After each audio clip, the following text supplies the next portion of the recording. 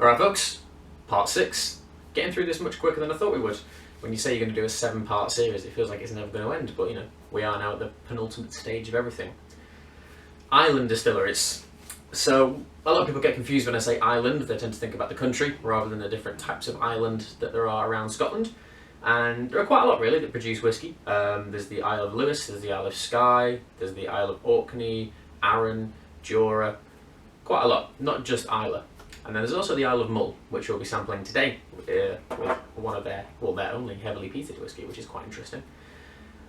What do they do? Each one is extremely different. So Highland Park from the Isle of Orkney is much different to Scapa, which is also from the Isle of Orkney. Even though they're only around sort of like 10 miles apart, they are very, very different distilleries. Highland Park still has its own malting floor. It's sort of lightly peated to medium peated. It's quite rich and quite spicy. Scapa is very light and delicate. I would describe it as like a Glenlivet on a little bit of a steroid kick. The Isle of Arran produces numerous different types of whisky, heavily peated stuff, 14-year-old cask strength whiskies, loads of interesting single cask things. They're currently building another distillery on the island of Arran for themselves. So they'll have 2 distilleries on the same island. Great. What else we got? Obviously Islay, Isle of Skye. We've got Talisker, which comes from there. It's their main single malt. And tonight, or today rather, we'll be sampling the Isle of Jura, 16-year-old, which I know Joe has already reviewed quite a while ago, but it's my favourite Jura, so we're going to get that on there. And Ledaig, it's quite an interesting whisky. It's spelt Ledaig, but it's pronounced Ledaig, and it's produced at the Isle of Mull, or the Tobermory distillery. So first of all, we'll crack on, and we'll go on with the unpeated style first. So here we have Jura. Now, to give you a bit of a background about Jura, I've always found them a little bit of a... what's the word I want to use? They're a little bit of a... they're kind of like the... you know, they're a bit daydreamy. They kind of do... they do everything, you know, so... most distilleries you can kind of associate with a house style. And if you were going to push it to a limit, you could argue Jura's house style is probably the style we'll be trying today. A kind of light, fruity style. But in order, they do a 10-year-old, a 12-year-old, a 16-year-old, and a 21-year-old, which are all, you know, really kind of rich and heady. And then they also do a superstition bottling and a prophecy bottling, which are lightly peated and heavily peated. So they've kind of got loads of different fingers in loads of different pies. In terms of the distillery, it's quite an old distillery. I think people think it's relatively new, but it's not. It's one of the oldest. I think it was 1823. 1810, sorry, I was wrong with that. 1810, that is one of the oldest distilleries in all of Scotland. And they have the second tallest stills in Scotland too, just behind Glenmorangie. I can't remember how tall they are, but they are slightly shaped after this bottle. So it's got this kind of oblong, slightly dense in the middle shape, loads of copper contact. It's going to give you a much lighter style. And here we've chosen, well, I've chosen to review the 16-year-old. And this is a combination of bourbon and Amoroso sherry casks.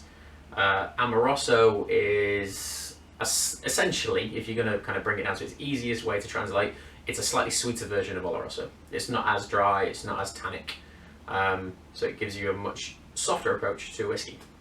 Aged for a minimum of 16 years old and bottled at 40% ABV. Colour-wise, it's a mass market product again, so you're probably going to assume it's not natural colour. It's probably chill filtered too. And this week is in my Manchester Whisky Festival glass. So anyone who was there at Manchester Whisky Fest, get in touch, tell me what your favourite whiskies were, because I've got a short list of them. I'm trying to order all of them right now before Christmas kicks in. Yeah, let's crack on with some Jura.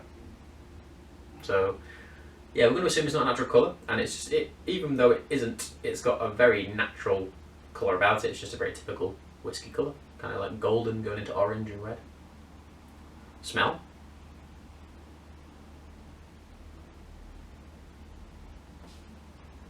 Now, even though I've said Jura doesn't have a distinctive house style, there's always one particular smelling note I get with Jura.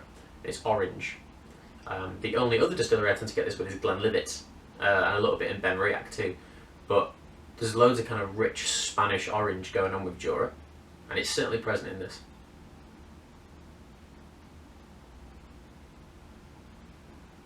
A little bit of dark chocolate, slightly nutty. I get like a little bit of peanut, or kind of like peanut oil. Or even sort of like, you know, quite dry sherry when it's got that slightly peanutty acidic thing going on with it.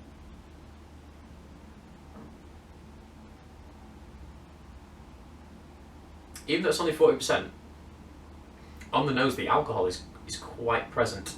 It really does kind of stick around.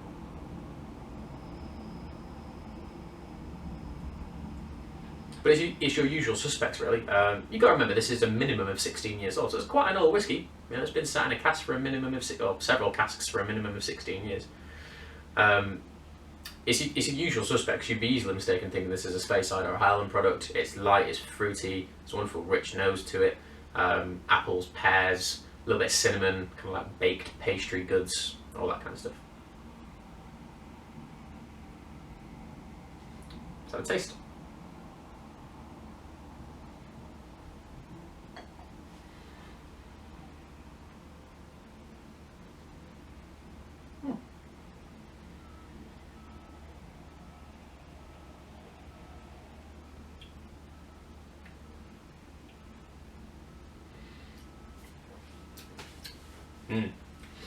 It's extremely buttery.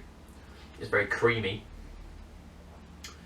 And again, that kind of peanutty flavour starts to pick up a little bit. It is a very nutty whiskey. And then the finish just gives you this wonderful hit of sherry. Soft, silky sherry. And it is slightly drying. We'll try it again because it's the first whiskey I've had today. Yeah, it's a very good whiskey, and a lot of people, especially people who drink whiskey a lot, they kind of look at Jura and kind of think, oh, you know, most popular stuff tends to be non-age statement or the superstition of the prophecy, and even though they're peated, they don't really tend to stand up to the big boys from Islay or Talisker or Highland Park, even though I think Highland Park and Jura are peated to about the same level. Very odd distillery, you know, does a little bit of everything, doesn't really have one variance in style.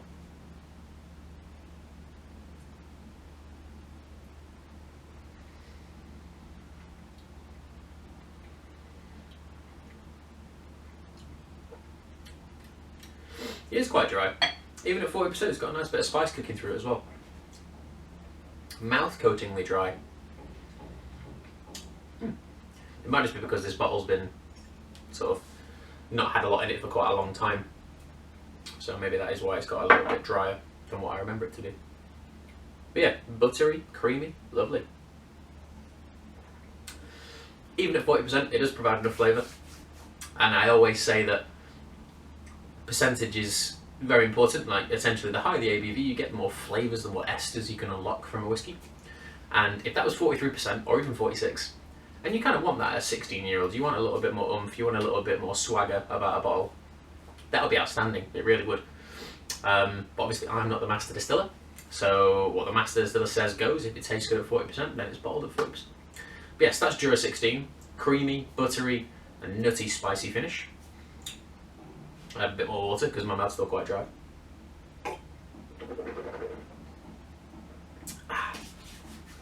And now we get on to one of the more interesting peated bottles of whiskey in all of Scotland. So the Tobermory distillery on the Isle of Mull, for 6 months of the year, they produce Tobermory spirit, which is not too far akin from Jura 16. It is a really crisp, clean, summery, fresh fruit kind of style. For the other 6 months of the year, they produce this little devil, Ledaig. Now, this is owned by Burn Stewart, who also own Bunnahabhain. Bunnahabhain, they own Ledaig. They produce Black Bottle. They make Scottish Leader blended whiskey, and they produce something else which I'm forgetting, which is quite important. Deanston.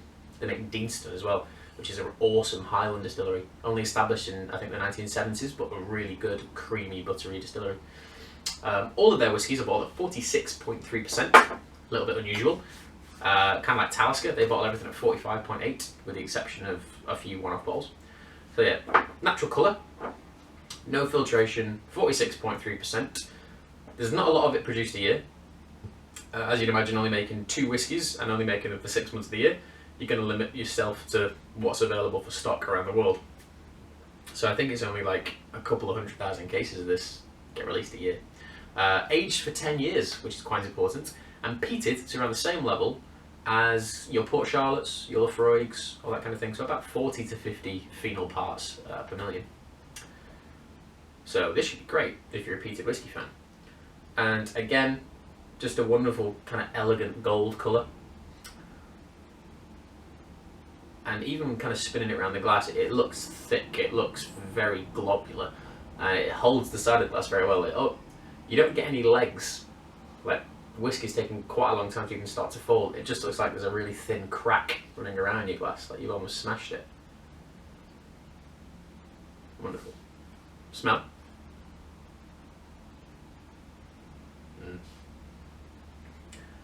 All peated whiskey fans love that smell. It is a very sweet, vegetal peat. It's nowhere near as intense as your Lafroigs and your Lagavulins and your Ardbegs. It's not as medicinal. It's not as over the top with that kind of salty seaweed style. It is more of a barbecue style. Kind of reminds me a little bit of, I don't know if any of you have tried them. If you have, please comment below. Anok, which is produced at Knockdhu Distillery. They did a range of peated whiskies called the Rutter, the Cutter, the Flauter, the Tushka, all that kind of thing. Peated to different levels, named after the tools that you cut peat with. They just brought a new one out called the Barrow, I believe.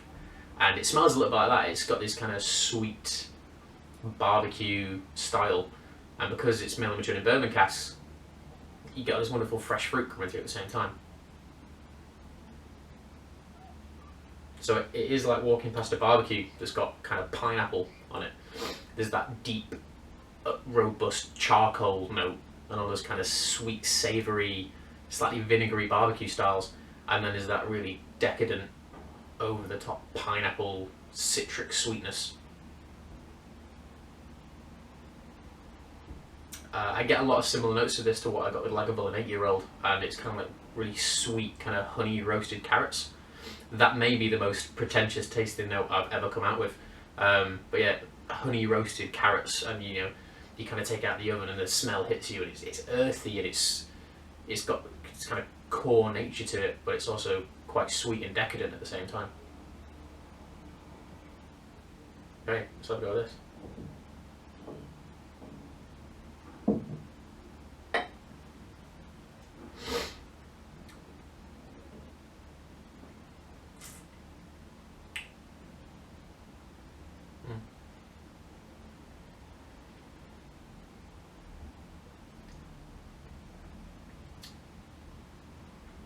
So good. It is so wonderful. It really is. Again, the only thing jumping to mind, it is so similar to that Lagavulin 8-year-old. If you liked that Lagavulin 8-year-old, you are going to adore this. It's so pleasant. There's no over the top spice.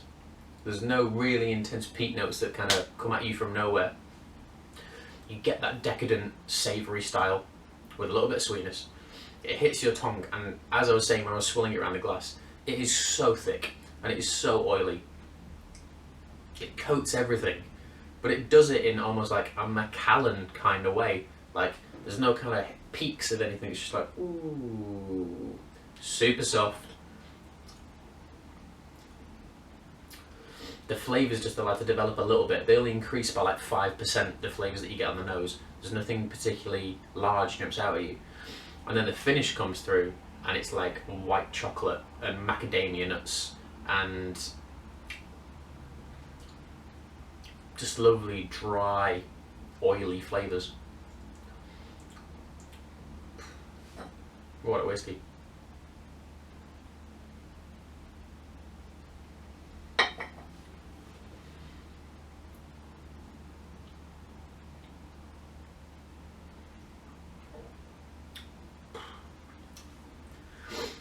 I chose Ledaig because they make Tobermory too. It's such a wonderful contrast. From one distillery, you get two total different flavours. And that kind of is the way with the islands. I have a rule of thumb for Jura, which is if it has an age statement on it, so 10, 12, 16, 21, tends to be the unpeated styles or the lighter, much lighter peated styles. If it has no age statement, it tends to be quite peated. So the Superstition and the Prophecy both contain no age statements. Scoring for the two. I'm going to give the Jura a 7, which is a perfectly reasonable score. Just that little bit more ABV, that tiny bit more, that 43, that an extra 3% can make so much difference to any whiskey. You can try the same distillate, mature for the same amount of time next to each other at different percentages, and they are so different. I'd like just more alcohol, please. So yeah, Jura 16 gets a 7. That fella right there.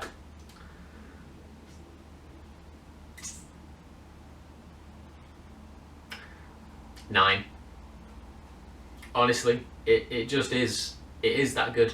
I can't sing its praises anymore, to be honest with you. It's just a truly exceptional style of Ireland whiskey. But if you are looking for any other recommendations, please do try things from Talisker and Highland Park, because they're arguably the most famous. Do try some Arran as well. It tends to be only sort of like a specialist product, so like the Whisky Exchange, Master and Malt, the Whisky Shop, those guys tend to have it because it's quite, and it was an independent business and they only distribute through certain channels. So do try some Arran because it's all great stuff. But yeah, that's part 6 of 7. Those were the Ireland distilleries. Jura 16-year-old, 7 out of 10. Letchik 10-year-old, 9 out of 10. That may be my surprise of the year because I kind of forgot how much I like this. And also, another one of the oldest distilleries in Scotland, 1798. Same year as Balblair, and also I believe the same year as Oban. Fact check me if I'm wrong on that, but it's definitely the same year as Balblair, 1798. So thank you very much for watching, guys. I've recorded this on the 9th of November, so a lot of people have woken up across the world to some news that they may not have liked. Some people obviously are quite overjoyed by it, some people aren't. I'm not an expert on politics, so I'm not going to start any debates on anything like that. One thing that never changes is whiskey. People come and go. So, you know, you wake up in the morning, the sun will still rise. You know, he's not the devil. You might not agree with him, but he's definitely not the devil. There's worse people kicking around. So don't take it too much, because a little bit of levity and a little bit of brevity to a situation, especially with the assistance of a little bit of Scottish, Irish, Japanese or American courage, could certainly get you through it. So don't be too down by it. You know, keep on smiling, because it's not going to last forever. Time changes. Thank you very much, guys. See you later. Bye.